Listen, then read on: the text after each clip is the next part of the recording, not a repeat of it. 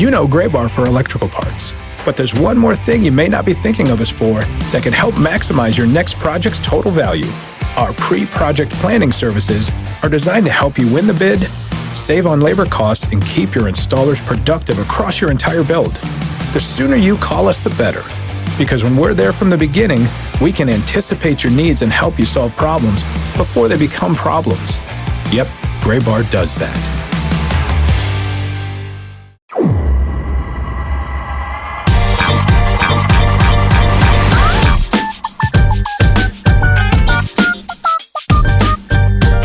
Welcome into the latest edition of the Show Before the Show podcast, the official podcast of minor league baseball, where we are talking all things 2022 season and beyond. My name is Tyler Mon, Benjamin Hill, and Sam Dykstra in New York City. Dudes, what's going on? You're in the Ernie Banks room today, I can tell. We're in the Ernie Banks room, Tyler. That is correct. So let's record too. I was trying to think of my own version of that.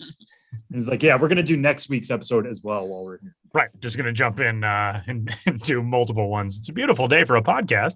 Well, we welcome you into this week's episode of the Show Before the Show. We got a lot of fun stuff to get to today. Coming up, we will be talking with AA Frisco RoughRiders general manager Victor Rojas on one of his team's initiatives as part of MILB's Larger Than Nine initiative in 2022 to honor the heritage of Black ball players and the contributions of Black Americans to not just minor league baseball, but professional baseball as a whole. And that's where we kick off this week's episode of the Show Before the Show. Ben's got a story up at MILB.com right now about the first Black ball player in professional baseball history, Bud Fowler, who actually grew up in Cooperstown, New York, and his memory is headed back to Cooperstown 109 years after his death, where he will be inducted into the Professional Baseball Hall of Fame, the National Baseball Hall of Fame, I should say.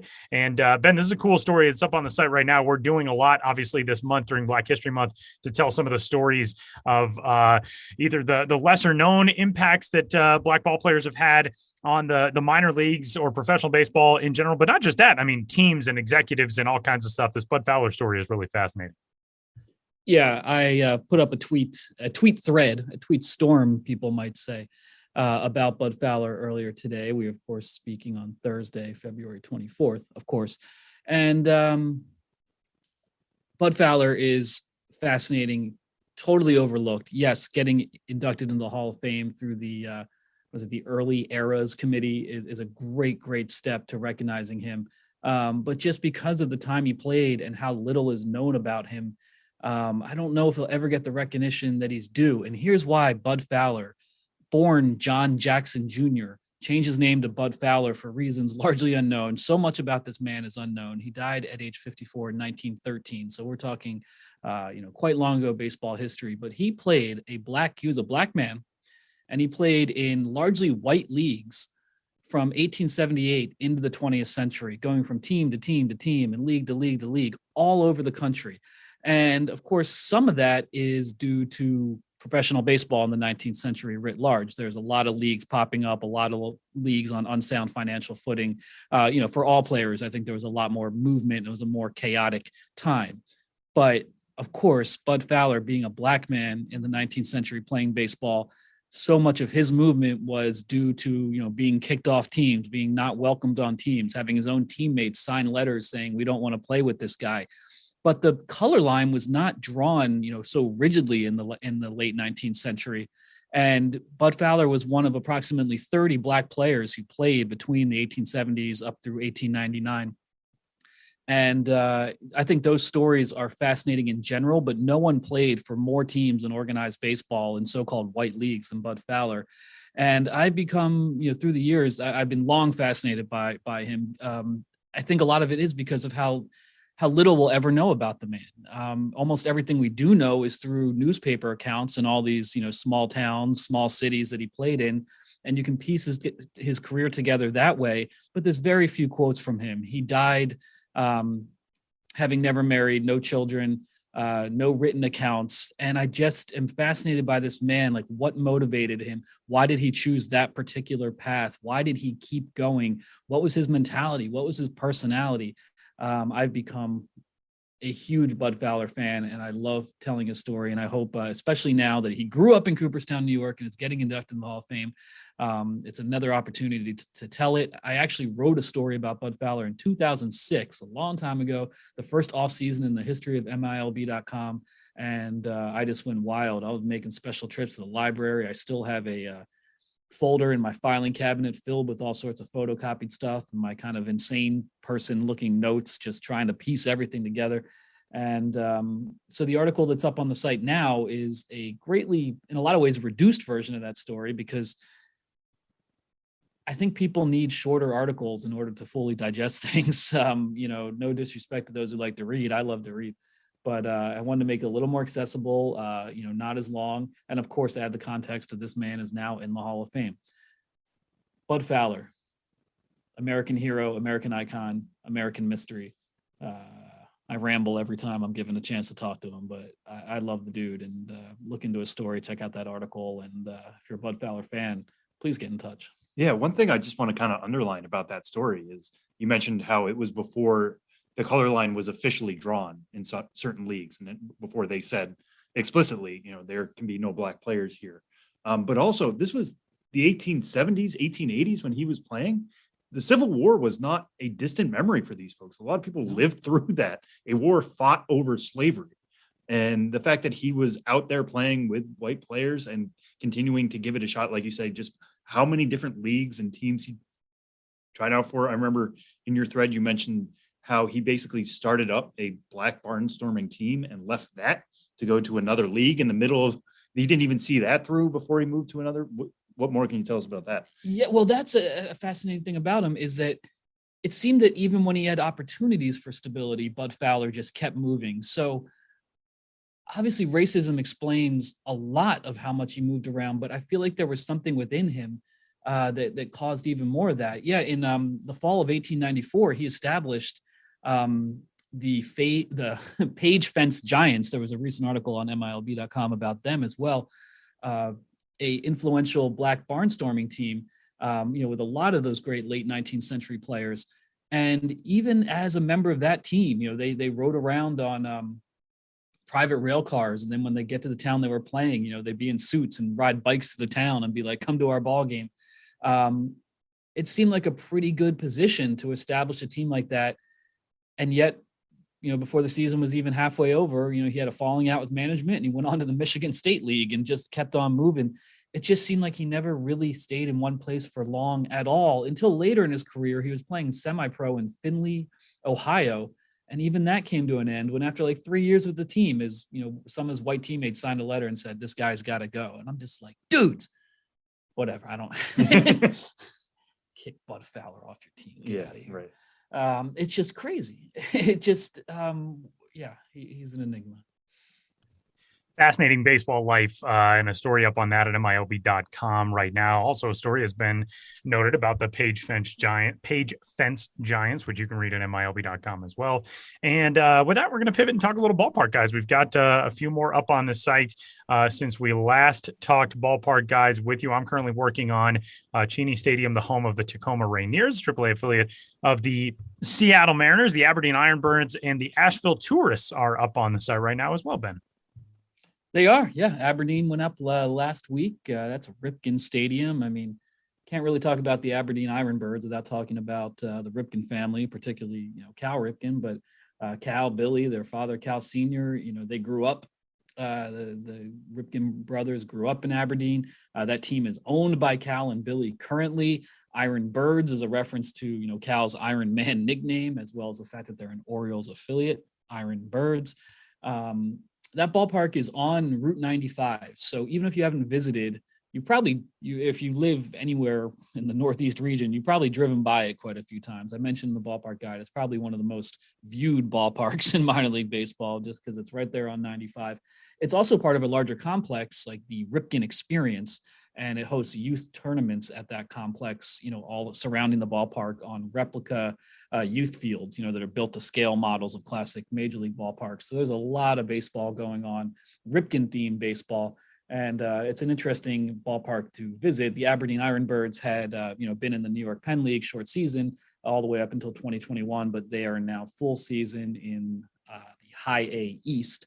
And, they suit up as the steamed crabs every year, but beyond that, bushels of steamed crabs are available at every ball game. They have occasional steamed crab feasts. So this is a ballpark where you can really go spread out on a picnic table, put the newspaper on the picnic table, spread out the crabs, get a team logo mallet, and just like go to town with a sloppy, crab fest while watching a game, which to some people might seem disgusting, but to others, including me, that sounds awesome. As a fan, I would love to go to one of those games and not worry about covering it or writing about it or chronicling anything. Just get some drinks and a bunch of crab and, hang out down the first baseline and watch some baseball. Some good stuff up on the site as the ballpark guides continue to be churned out ahead of this 2022 opening day. Yeah, like I said, I've got Tacoma coming soon, which is a ballpark that it's hard to believe that is the oldest ballpark in AAA, unless you count their renovations in the earlier part of the last decade as kind of a new park that was built on the same site. Not really the same. They kept a lot of the skeleton, the structure the same, but it's sort of similar to what they did in with the Scranton Wilkes-Barre RoughRiders, where they took an older site and turned it into a much more modern ballpark. Cheney Stadium is a lot more of the same park that it was when it was built in 1960. But yeah, it's kind of the grand old dame of AAA and a place that I've just always heard the best stuff about. So that story coming to the site later this week as well. And with that, we'll tee up our interview for this week. Ben, give us a little inkling of what's coming up with Victor Rojas from Frisco. Yeah, Victor Rojas, Frisco RoughRiders general manager. He's going to talk about one of the team's new promotional initiatives for the 2022 season. The team will be honoring Frisco is in the greater Dallas-Fort Worth area. They will be honoring a Negro League team, the Dallas Black Giants, over select dates during the 2022 season starting on Juneteenth. So we're going to talk to him about how that came about, the history behind that, and what the team has planned.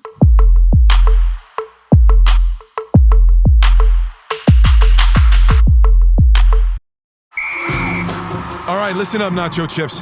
Quiet down, crispy potatoes. This is the moment Velveeta's been preparing you for, and you're not about to crack under pressure. Today's the day to go all in on the drip.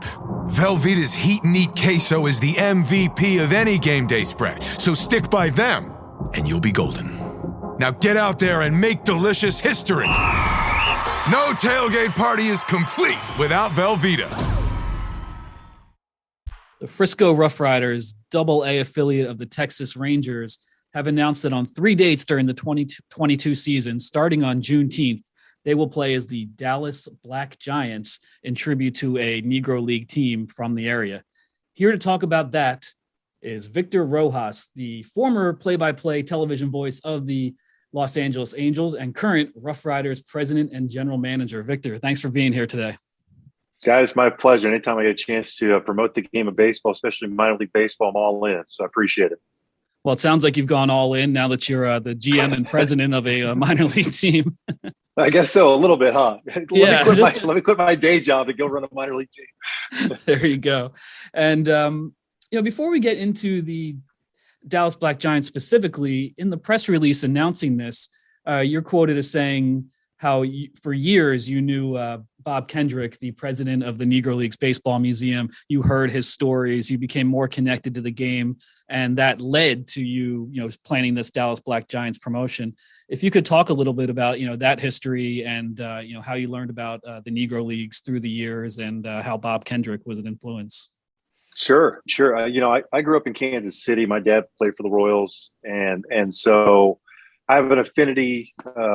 Lifelong baseball fan, and I've always loved every aspect of it, including the history of the game. Dad having come from Cuba, he had managed in the Dominican, he played in Venezuela, he managed in Puerto Rico. So I just kind of like the history of baseball. And, with the Negro Leagues Museum being based in Kansas City and continuing to grow, it was really, if you go back just 2, 3, 4 years ago, I mean, it was there and everyone appreciated it, but it certainly has blown up in the last pretty much 24 months of who everybody kind of knows who Bob Kendrick is now. And so, about 4 years ago, I came up with this idea that I wanted to start an apparel business. It was kind of a throwback idea. And I wanted to kind of get involved with the Negro League Museum somehow. So we created a tribute shirt called the Barnstorming Tee. and Bob loved it. They ended up selling at the museum, and thus kind of started my relationship with Bob, and being able to talk to him and just really talk about the stories and the history of the Negro Leagues was fascinating to me. Fast forward to COVID, we started a podcast. Joel Goldberg, the guy who hosts the pregame and postgame show for the Royals, and I started a podcast. Bob was one of our guests, and you talk to Bob, and you just throw out a question, and you just kind of just sit there and just listen. You're just like, it's like you're being tucked into bed every time you talk to him, because it's like these fascinating stories, and the pictures that he paints are just extraordinary. And so I continue to gravitate towards him, and we've had some, as he continued to blow up and become this big guy. We decided from our apparel business that we wanted to honor him. So we created this, the Chief Storytelling Officer shirt that features Bob Kendrick's likeness on there. They're selling it at the museum as well. And so that's kind of my background with Bob and kind of how that all evolved. So fast forward to, again, another year and a half after, the podcast conversation, and then we decided to do the shirt. I take this job. And, when I took the job in January of 21, we had no idea if there was going to be a minor league season to begin with. We get into the season on May 4th. I realized that how in the world we're not part of the Copa de la Diversión program is beyond me, being in Dallas-Fort Worth. That was number one. And number two, the idea of like, you know what? I bet there had to have been some sort of connection to the Negro Leagues in the Dallas-Fort Worth marketplace. At some point, there had to have been. And I know Tulsa dons Negro League uniforms to honor their heritage as well. And so I started doing some homework last summer, and we found the Dallas Black Giants. And that they weren't officially a member of the Negro Leagues, but they were a Negro League barnstorming team. And I checked with Bob. He loved the idea. He gave me some history. He goes, honestly, there's not a whole lot of information on the Black Giants, but he goes, I think that's a great idea. If you guys want to do something like that to honor them, I'm all in. I'll buy in on it. And so we had to go through the process with minor league baseball and filing all the proper information. We were trying to get caught up on the 21 season, and it's difficult doing that, and then having to think ahead to the 22 and the things that you wanted to do the following season. Meanwhile, I'm just trying to catch my breath. I'm no longer broadcasting games, and I got all these things flying through my head. And we were able to get it. Minor league baseball loved it, and through their own, planning and research, they ended up launching the 9. And we got a heads up from Kurt Hunsaker that the 9 was coming along. And I'm like, hey, listen, I know we weren't scheduled to be part of the program, but because we're doing the Black Giants, and now we're going to be involved with the Copa, we'd love for us to be considered as part of the 9 project. And he said, absolutely. And here we are. And the feedback's been tremendous. And the thing of it is, having lived here before, I've been here now 7 years again, and 5 years the first time. Not a lot of people knew about the Dallas Black Giants. They weren't aware of it. And that's what I think is so cool about us being able to unveil this to a community that loves sports in general. I mean, we're Sports Town USA in Frisco. That's what Frisco is known for. And to unveil something that is new, it's fresh, exciting, and there's not a whole lot of history of it. So, we're going to be doing some stuff with Bob and the museum, trying to get as much information as possible. But that's kind of how it all, I know it's convoluted, but that's how it all became why we're talking about this right now. Yeah, I mean, a lot of baseball stories are convoluted, but that's why we love them. There's so much to explore and unpack and dig around. So you'll be playing as the Dallas Black Giants on 3 dates starting on Juneteenth. How do you, with limited information and I imagine limited photographs available, how do you go about creating an identity for the Black Giants, for 2022 that today's players will encompass and bring to the field? Yeah, the beauty of it is that there have been some players that, Ernie Banks at one time, donned a Black Giants uniform. So there is some history that we can kind of pull from. And that was something I had no idea, I had no knowledge of, that Ernie Banks, wore a Black Giants uniform. And for us, there's some pictures. So our uniforms we'll have some pinstripes in there. I'll tell you, it's a cool looking logo. It's a cool looking graphic. But the whole idea for us, not only just the Black Giants, but even Copa, is that I think from an organizational standpoint, we need to do a better job of getting in the community, and not just getting in the community to sell tickets. I mean, God, anybody could do that, and that's not the point. Awareness and engagement are two things that I really wanted to focus in on from our community perspective. And, my parents were both from Cuba, and obviously the Latino thing and being involved with Copa is something that means a lot more to me than, say, the average person. But I wanted to bring that to our Hispanic community, not only in the Dallas-Fort Worth marketplace, but in North Texas and overall. And the same goes for the Dallas Black Giants. Baseball, unfortunately, from a marketing perspective, is skewed one way from a fan base perspective. And I grew up in a place where there weren't too many Hispanics in Kansas City when I was growing up there in the 70s and the 80s. And I know how much communities want to feel a part of something. And I figured that, if we were to do something with Copa, we can't overlook another big part of our community, and that being the African-American community. And so that was our biggest tie-in. And the one thing that you have to find a balance in minor league baseball, because you're obviously trying to generate as much revenue as possible, but you also don't want to do something that at face value, people think, it's a money grab. They're just going to sell merch. They're just going to do this. That's all it is. That's something that I want to make sure that we're cognizant of, that we don't want that to be the reason people think we're doing this. And so we've reached out to community leaders on both sides, on the Hispanic side and the African-American community. And we really want our ballpark and our organization to feel as if it's theirs. We are community. We are about community. We want church services to come in and experience our ballpark for the first time. Even if it's not a Rough Rider game, even if you're not buying a ticket, we'll open our doors for you to have a community event, a church service in our ballpark, so you can get to know who we are, and that we're trying to do something that's heartfelt and genuine, as opposed to the so-called money grab. And so when we're trying to figure out dates, as you guys know, putting together a promotional calendar is not the easiest thing. We knew that Copa was a big thing and a big project that had already been in progress for the last 5+ years. And the 9 is new.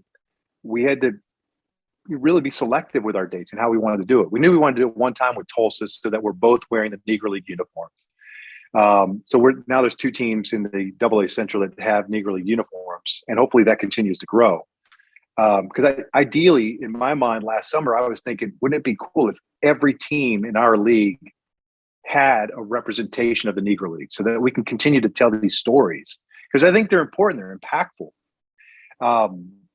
And when we looked at the calendar to try to decide our first game, Juneteenth just made perfect sense for us to do that. And I reached out to Bob, asked him if he would come in and be our guest and throw out the ceremonial first pitch and host a meet and greet before the first pitch, and let him share stories with our fans, our old and new. That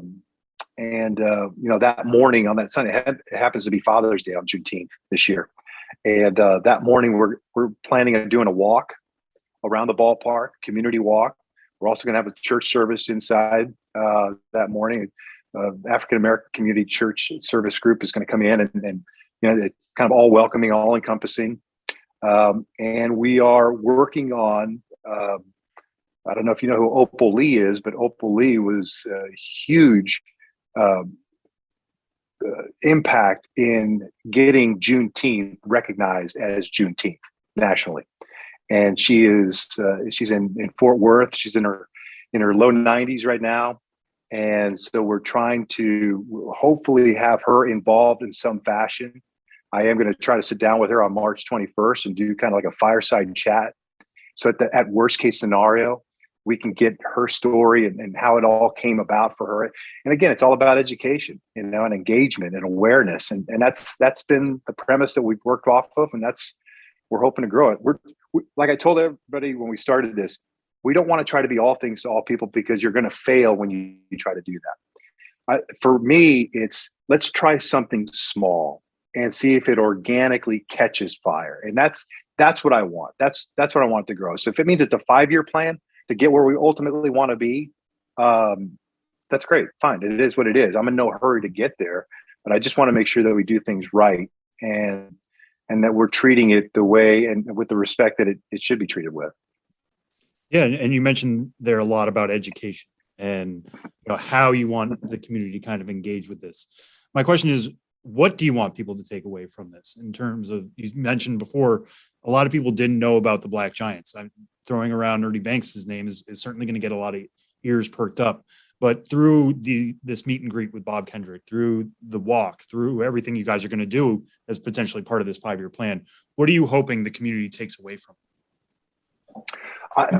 Honestly, it's more of just expanding on the history of sports and baseball in general as it relates to us in our community, and the hardships that Negro League players went through, hardships that players are still going through today. I think that's my biggest takeaway. That's my biggest hope, is that, honestly, truth be told, I love the idea. We had a community group that was out about 2 weeks ago, and they were having a luncheon, and the same gentleman who's going to host this church service on Juneteenth was hosting this event. And I walked up there, and the first thing I asked is this the first time for anyone here at the ballpark? Because we did it in one of the suites. And I think it was about 12 individuals there. 11 of them raised their hands the first time they've been there. And so that's the one thing that I want. It's like this, we're like in your backyard, and we're in one of the fastest growing areas in the country. Frisco, Plano, McKinney, Allen. I mean, it's just like wildfire. It's growing. So we're constantly getting all of these new people into our community from all walks of life, from the West Coast, from the East Coast, from the Midwest, coming down to our area. And so I just want to make them aware of, hey, we're in your backyard, and oh, by the way, we happen to play minor league baseball, but we're trying to be much more than that. We want to be engaging in the community. We want to do things for our community partners, whether it's through food drives or charity events or walks or 5Ks or whatever the case may be, that we want to be really truthful to our community. And that's really the whole point behind this. And it just happens to be that we have a new way, a new twist, a new opportunity to open some eyes and tell some stories and share some history, not only with the true baseball fan or minor league baseball fan, but those that maybe have no idea that baseball existed in the community in the form of the RoughRiders, let alone in the history of Dallas-Fort Worth marketplace in the Black Giants. Victor, take us through the creative process with coming up with the look for your team for the Black Giants games. I know you mentioned Tulsa. They've got the T-Town Clowns, and they replicated the jerseys from some old, photo resources and all that type of stuff. I would imagine that was pretty cool, and you probably got a chance to consult with Bob Kendrick on that stuff. But how do you go from, old black and white pictures to making sure that you're authentically recreating as much as you can the identity of the team that you're honoring now? Yeah, it's funny because there are some restrictions that came into play for us, for minor leagues in general. We talk about uniforms, right? So there's a lot of minor league teams that have all these alternate jerseys, but sometimes they wear gray pants or gray tops. Minor League Baseball wants to make sure going forward that there's a home team and a visiting team, and they look distinctly different, right? Well, I wish I would have known that like 12 months ago when we were designing the Black Giants uniform, because we went with grays. And I just, gray with pinstripes. And so we're going to have to work around some of these things. And if that means we've got to do some changing for 23 and beyond, so be it. But you're right. It's just looking at pictures, trying to do as much history as possible. Try to, and like I said, there weren't enough or a ton of it. But there was enough where we can easily represent this both from a uniform top perspective, from a font perspective, and then easily from a lid. The D, we're going to unveil all this stuff in a couple of weeks in March, and I got a feeling that there's going to be a lot of people in this marketplace because that are going to really gravitate towards the D, just because this very familiar looking D for a football team, and that wasn't the purpose. It's kind of like from the photographs, And then New Era did the mock-up, and I'm like, oh, yeah. I'm not a Cowboy fan. I'm a Chiefs fan. I grew up in Kansas City. But I'm like, I got a feeling there's some people that might be interested in this hat. So, hey, whatever works. And for me, if that's the carrier of the message of, hey, this is what we're doing. Hey, where'd you get that hat? And it's part of sharing the story. That's what storytelling is. It's that was the premise of our apparel companies. Like, you create a graphic. That's cool. Hey, what's that mean? Hey, this is what it means. You're sharing the story of the history of the game of baseball. And I think the more we do that, in the different avenues that we're capable of doing that, I think the better off we all are. The Frisco RoughRiders will be playing as the Dallas Black Giants on June 19th, Juneteenth, August 14th, and September 7th. And Victor, before we let you go, you're now a little more than a year into your new role as president and general manager of the Frisco RoughRiders. Had a long baseball resume before that, came from a baseball family, all those years in the broadcast booth. When you look back at your first year in minor league baseball, can you compare it to anything else that you've had in your baseball career thus far, or do you look at it as kind of its own unique entity? It was unique. I'm surprised to this day that I still have keys to the joint, to be honest with you. It was 100 miles an hour. Like I said, when I got to our offices in January of last year, I think I was the 7th person full-time in the office. We had brought back a couple of individuals that were furloughed because of COVID, with no idea what we were doing. Like, literally no idea what we were doing. Meaning if we were going to have a season or not. And then all of a sudden, they made the announcement, it's going to be shortened schedule. We're going to start on May 4th. And I had to ramp up and hire people and kind of fill the voids. The ballpark needed to be dusted off. And it was bad. I mean, it just lay dormant since September of 2019. It's just, imagine a ballpark with trees and leaves, and it was just a mess. And I walk around the ballpark today, and compared to where we were a year ago, I'm like, this looks like a brand new facility. And it's like the vibe is different. And I know that, there was bumps along the way, and I'm still learning things. But it's been an amazing experience. And we get to host a minor league showcase event tournament next week. That'll be our first baseball of the season. And then soon after that, April 8th, we get going. So I can't compare it, because it was just it was such a leap of faith on my part to just leave the booth as quickly as I did, to jump into the unknown. It's kind of par for the course for me, because I kind of like challenges, and I like doing things that are a little bit, not the norm, just because I'm fascinated by it, and I'm thankful for the opportunity. So, and I think it's just going to keep getting better with Copa and Black Giants, and we continue to grow our fan base and welcome new fans into the building. And hopefully restrictions start to really lessen. And so I think everything's trending in the right direction as far as minor league baseball. Absolutely. In 2022, the unknown will become a little more known, and normalcy will hopefully creep in more and more every day. And we're really looking forward to the upcoming 2022 season in Frisco and beyond. Victor Rojas, thanks so much for joining us on the Show Before the Show podcast. My pleasure, guys. Thanks for having me.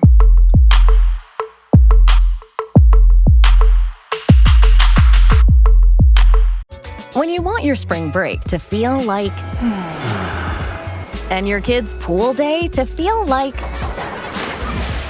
and your hotel bed to feel like, ooh, and room service to feel like, because at Hilton, hospitality feels like... Your cabana's ready. Would you like fresh towels? It matters where you stay. Book now at Hilton.com. Hilton, for the stay. Huge thanks to Victor Rojas from the Frisco RoughRiders for joining the show this week. And we will be hearing which top Texas Rangers prospects are headed to Frisco sometime in the next few weeks. We know one who will not be there, unfortunately, and that'll be one of the topics that we discuss here as we kick off our first real spring training preview conversation for this week's episode for this year's episode, really, of the Show Before the Show, because minor league mini camps have opened across the grapefruit and cactus leagues, where minor leaguers have reported to camps. They're getting started on their 2022 season. They haven't started playing games yet, at least between organizations, but guys are getting into workouts. They're getting into positional work, all that type of stuff. Sam, give us some of the early storylines of what you're seeing, what you're hearing from these camps across the country. Yeah, I mean, because of the work stoppage and the fact that 40-man players are not allowed in spring training until there is an agreement between the two sides, minor leaguers and minor league spring training is under a brighter lens than ever, it feels like. And so you're hearing more about these mini camps, guys coming in through waves. Each organization is handling it differently. Some orgs are sending all their top prospects to be there at once because they want those guys to get kind of special instruction. Some are handling it with people who have been added to the organization in the last 2 years or so, because those guys don't really know what a full spring training looks like yet. And they want those guys getting that foundation and getting that close work with coaches and instructors. So it's kind of been interesting to see how it's going differently by each organization. But the fact that these guys are showing up and we're hearing from them and what their expectations are for the season has certainly been exciting. There have been a lot of MLB.com beat writers down covering those in Arizona and Florida. A couple things I've been paying attention to here in the last couple of days. I think that AL Central is going to be kind of fascinating this year, but because of the rookies that are coming, and Spencer Torkelson, Riley Green are down there in Lakeland right now working out. They're getting in early work with the Tigers. Both of those guys that are circled as potential early 2022 debutants. In the case of Torkelson especially, I think there is a case that he should be on the major league roster on opening day. You could even make that case for Riley Green as well. He played the top two levels.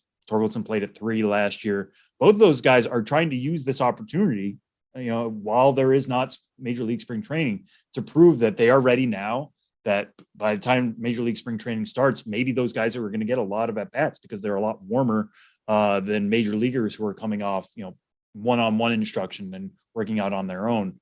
So I think this is a real opportunity for those two guys. Same thing with Bobby Witt Jr. in Kansas City, staying in that AL Central.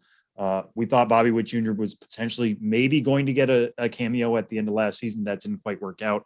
But he's right there with Torkelson and Green as one of the top 5 prospects in baseball right now. I think he's trying to win a job out of major league or out of spring training camp this year. Is that going to be at shortstop? Is that going to be at third base?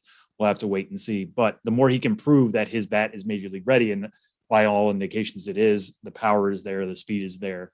How is he going to look at short versus third? We'll have to figure that out. But another guy who can use this early work.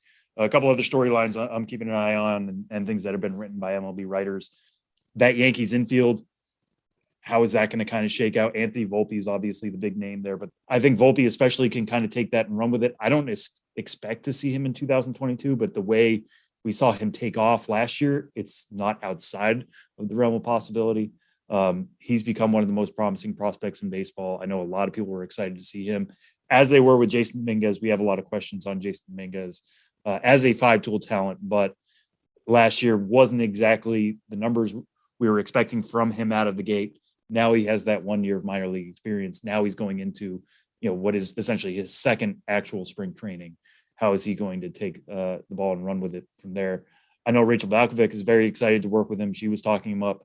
She's going to be the low A Tampa manager this year. And do they send Dominguez back to Tampa? Do they move him to Hudson Valley, which would be a whole new experience for him, more experienced pitchers? We'll have to see. I'm going to guess that he's held back in Tampa based off the comments that were made this week, but something to keep an eye on if he continues to improve as the spring goes along. Maybe they kind of give him that bump. And staying in New York, just a third base battle in the New York Mets system. Brett Beatty, I think, is the better prospect at third base, but Mark Vientos, somebody who's already has ample AA and AAA experience and success at that. One of the most promising hitters for his age group. He's young already. He's not even, I don't think he's 23 yet.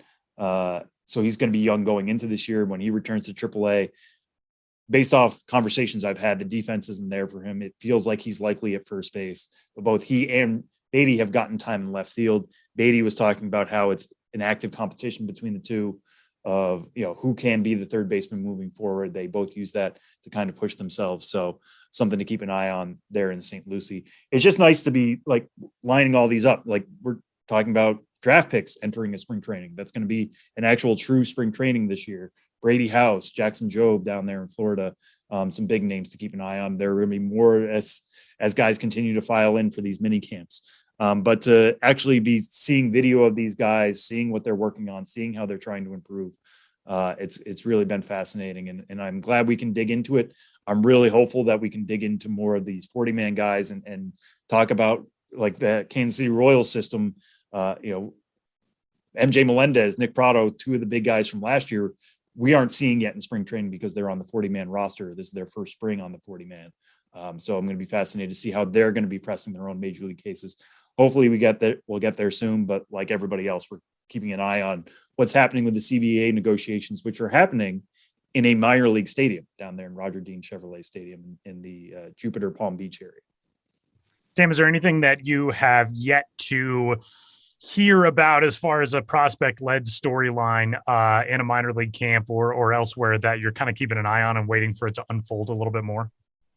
That is an interesting question. I think one thing I like to keep an eye on is just like what are pitchers working on? And I think right now we're too early out to hear about that kind of stuff. Like Jackson Jobe gave up a home run the other day in Tigers camp. And you want to be like, what does this mean? And he even said that's the first homer he's ever given up, which is no surprise. I mean, he's a top 5 pick coming out of high school. Nobody's ever hit him hard and for good reason. But what is he going to learn from that? Like, what is he trying to do? Obviously the slider stands out for him. The fastball is really good. Is he trying to work on the other pitches, or is he trying to get those as good as they are so he can put up some good numbers at low A? Is it development for him yet? I think it's too early for a lot of that stuff. I think a lot of it right now is just getting guys working out, getting them in the cage, getting them in side sessions, stuff like that. There's been a little bit of that. One thing I did see was that Brewers pitcher Ethan Small was talking about adding a slider. Conversations I've had with Brewers people this offseason is that he doesn't really throw the slider much. He's pretty much only fastball changeup. So the fact that he's excited about where his slider is could be something big. But that's really the only news we've seen on that level. A lot of it right now is just guys getting their legs under them, getting at bats, getting side sessions, all that stuff. And I think we're going to learn more and more about these guys as that workload expands. And as you mentioned earlier, Tyler, guys actually getting into games, which I think is going to happen starting mostly in mid-March. So those are the storylines to follow in minor league camps across the country as spring training is open for prospects in 2022. And again, note that we continue to hit, but I want to emphasize minor league opening day will arrive on April 5th for AAA and on April 8th for everybody else. It is not in danger via the CBA negotiations of being postponed or being canceled or being delayed or anything like that. So if you're near a minor league team, maybe you're somebody who's just checking out minor league baseball for the first time. You haven't really gotten a chance to go to games, but you've got a team that is nearby. Go check it out. April 5th for AAA East and West, April 8th for everybody else. And we're on track. Don't worry. We will have baseball. We'll have professional baseball coming up in April. So with that, we're going to turn things over to one Joshua Jackson, and then we're back to wrap up the show on the other side of Ghosts of the Minors. That's all coming up next on this week's episode of the Show Before the Show.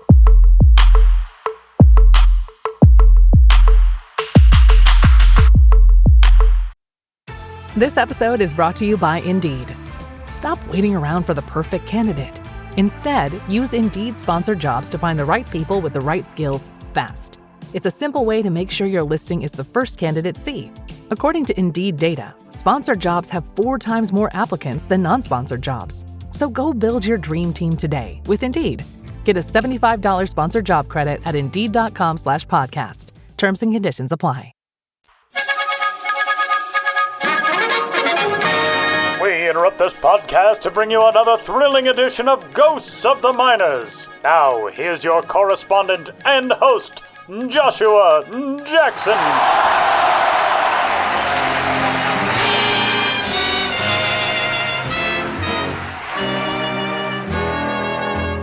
Welcome back to Ghosts of the Minors, in which all of you out there in Radioland must identify the legitimate historical ball club hiding amidst the fraudulent pair. One was so real you could taste it. You'll go hungry trying to bite into the others. In the last segment, I asked you which of the following minor league baseball teams did at one time exist. A, the Hatch Valley Chili's. B, the Paris Red Peppers. C, the Aberdeen Scotch Bonnets. You've got a right to say wee wee if you picked B, the Paris Red Peppers. spicing things up in the East Texas League in 1946 and the Big State League in 1947, the Red Peppers were never the main attraction of a circuit, but they did make the tableau a lot more interesting. Like the 1984 Wim Wenders-Sam Shepard collaboration that takes its name from the town, the baseball scene of Paris, Texas had a palpable backstory by the time the Red Peppers, nicknamed the Pods, popped up after the war. It hadn't had a minors team, though, since the sinking of the Paris Pirates following the 36 season. Despite being managed by Homer Peel, who was a member of the World Series winning Giants in '33 and served in the Navy during World War II, the Red Peppers, with an affiliation with the unfortunate St. Louis Browns, had no pluck in their inaugural campaign of 1946. They kicked off the year with plenty of local support, including a sponsorship from Texas-based soft drink company Dr. Pepper. By season's end, the fans had reason to wonder if they wanted to be Peppers too. Paris went into the final season with a chance to break even, but dropped 2 out of 3 to finish 68 and 72 for a mild 6th out of 8 teams. Still, you can't say that Paris team didn't try to ooh-la-la its fans. On the final weekend, they held Stork Night for Peppers pitcher Al Sedek and his wife, who'd welcomed a baby girl not 2 weeks prior. They also promoted a Saturday night start on the mound for regular third baseman Frank Sacca, a one-man sack of peppers if there ever was one. He hit 30 home runs. In 1947, the Red Peppers tried to take root in the burgeoning Big State League, turning the reins over to Lloyd Rabbit Rigby, who was winding down a 10-year playing career and in his sophomore season as a manager. Rabbit Rigby made those Red Peppers run, with a 36-dinger, .364 batting average campaign from Frank Carswell and 20 wins from former big leaguer Jim Walkup. The Red Peppers walked up the score on opponents, posting double-digit run tallies with frequency, including in a 26-22 slugfest win against the Austin Pioneers as the season wound to a close. They went 80-74 to earn a playoff berth, but were swallowed up by the Texarkana Bears in the first round. During the 47-48 offseason, a familiar face returned to buy a substantial chunk of the club. Aren't you glad it was 46 skipper Homer Peel? Peel's Peppers became the Paris Rockets for 48, and that's how the Paris Red Peppers took off. 2, 1... Now, on to the question for next time. Which of these international numbers played America's game in the minors of yore? A. The Holland Wooden Shoes. B. The Cairo Crocodiles. D. The Venice Gondoliers. Want to know the answer? Hop an ocean liner. Or tune into the next Ghosts of the Minors. But for now, you'll have to excuse me. My producer Ben Hill has a date with one of the Andrews sisters, and he's forgotten which one.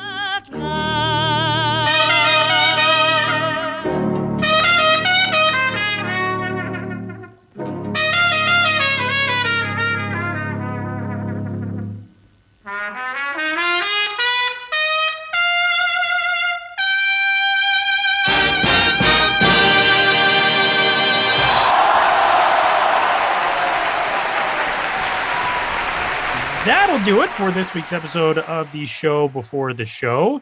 MILB.com and MLB.com, where you can find all of our latest and greatest in the ballpark guides and, of course, prospect coverage through Pipeline and through MILB.com.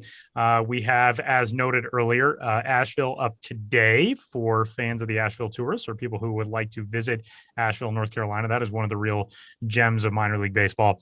Tacoma. McCormick Field, the home of the Tourists. Tacoma coming up tomorrow, Cheney Stadium. And then next week, we've got even more, Ben.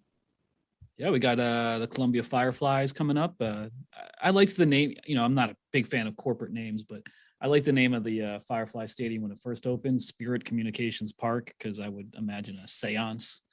And, you know, that ballpark is located on the grounds of like an abandoned state mental asylum. So I figure there's definitely some ghosts around there, but now it's Segra Stadium. Boring. Anyway, I'm working on that one. Columbia Fireflies. Josh Jackson, your friend and mine, and a friend to all humanity, is crossing borders and working on Vancouver Canadians, Nat Bailey Stadium. So that'll be a great one. And they just continue to roll in. If you aren't paying attention to this project, which is okay, that's your prerogative. Where some beat writers have been contributing. Kennedy Landry with the Texas Rangers, Jason Beck with the Detroit Tigers have been contributing minor league ballpark guides for teams and the systems they cover. More of those are coming. We're doing our best to get this whole thing in and get it done at some point during the 2022 season, and just to make a great resource, road trip resource for everyone who loves road trips, which I would like to think is everybody. And I just want to go back to a point you made earlier, Tyler, about Tacoma Stadium and how it's been rebuilt and how it could be considered AAA's oldest ballpark, but there have been some renovations. So like, at what point do you consider it a new ballpark or an old ballpark? We talked about this off mic, but you guys were unaware of the concept of the ship of thesis. Anybody who's watched WandaVision in the last year might know what I'm talking about here, but it's the idea of, if you were to replace a boat plank by plank, at what point does the boat not become the boat anymore? Or is it always the same boat just because you're replacing things? So like, what would be the line for you guys? Like, if you replaced every seat in a stadium, but the bones are still there, is it still the same stadium? If the diamond is left, is it still the same stadium? Like, is there a line here, or what do you guys think? That is a very good question. It is a good question. I did not know, Sam's mythological or ancient Greek, philosophical thought experiments. And, I appreciate him bringing that into the discussion. I'm going to try to use that going forward. The ship of Theseus. Because I've thought about that in particular in relation to Scranton Wilkes-Barre, their ballpark, which is now PNC Park or PNC Field. It opened as Lackawanna County Stadium. I mean, that team missed an entire year where they played on the road for that ballpark to be essentially totally rebuilt in the same location. And then it does become tricky. Do you say this ballpark opened in 1989 or what have you, or did it open in 2013 after the renovation? At what point is it too much? I've been thinking about that in terms of how we characterize Daytona as the oldest ballpark, City Island Ballpark. When that opened, it was just a playing field and a set of bleachers. Nothing is there today that from that except the playing field in roughly the same location. And I think in that case, maybe it's enough. I think one definition for it is, has there been a baseball stadium on this piece of land continually? Then that's what it is, no matter how much it's changed. Others might say no. When you take out the entire grandstand or you add an entirely new seating bowl, that's a new ballpark. But it is interesting to think about. Yeah, it makes me kind of think of like Yankee Stadium, just a couple miles north of here.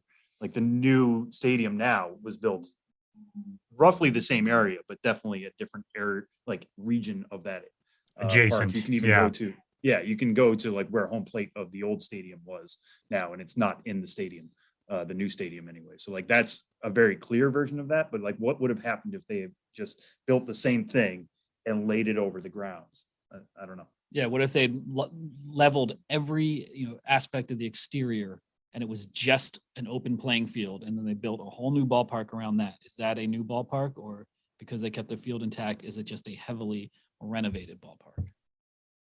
I got to add in that Kramer soundbite. You're freaking me out.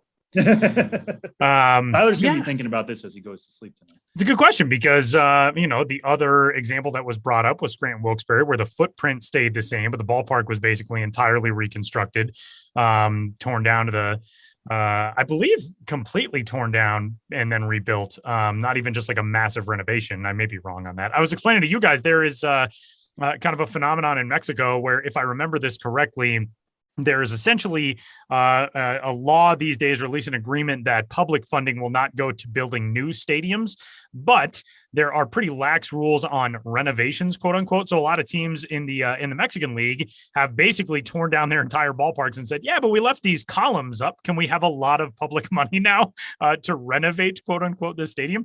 So it is kind of interesting. Like, is that the same facility now in Cancun for the Tigres that it was before, when it's basically been entirely demolished and rebuilt, with the exception of maybe a couple of elements?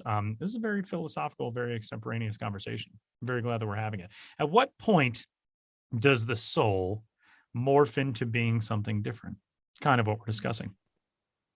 I mean, I guess kind of not. You took that in a very metaphysical. Well, I was definitely thinking the same thing. At what point does the soul essentially cease to be the soul, and it has to be replaced with something entirely new? I would say as long as the soul is still there, then the continuity continues, and it's the same thing. If it has the same soul, and if the soul in a baseball context is the field, then we're talking about a continuity with these parks because the soul remains, and that the playing field is in the same location. But maybe they ripped out the playing surface. Maybe they replaced it with artificial turf. That might be too much soul removal to continue. I don't know. It's true. Everybody ponder that and come back here next week. These are the big conversations. This would be an interesting thing to get people's thoughts on, of like, at what point does this ballpark cease to be the old one and become the new one? Interesting stuff. Let us know. Podcast at MILB.com, or you can find us all on Twitter at Ben's Biz, at Sam Dykstra MILB, and at Tyler Mon. And that'll do it for this week's episode of the Show Before the Show. For Ben and Sam in New York, I'm Tyler. We'll talk to you next week.